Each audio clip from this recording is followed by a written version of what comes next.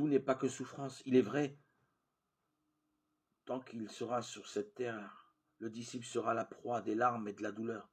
Mais dans la douleur, Jésus soulage le cœur. Il y a un incident dans la vie de Jésus qui nous enseigne une leçon là-dessus.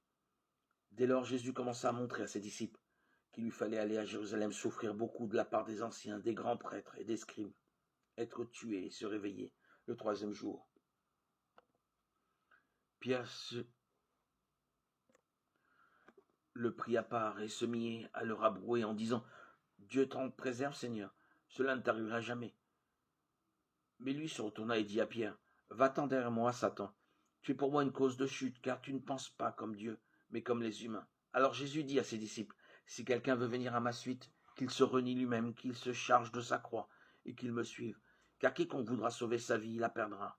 Mais quiconque perdra sa vie à cause de moi, la trouvera. » Matthieu 16, 21, 25. Si nous lisons le passage dans son intégralité, nous avons une idée plus claire de ce que Jésus voulait dire. D'abord, il parlait de sa propre mission. Il est venu dans ce monde non pour vivre, mais pour mourir. À partir du moment où il fut conscient du monde autour de lui, il savait qu'il allait vers la mort. C'était le seul moyen de sauver l'espèce humaine. Il faut croire que Pierre n'avait pas compris cela, et le maître réprimanda son incapacité à comprendre les choses divines.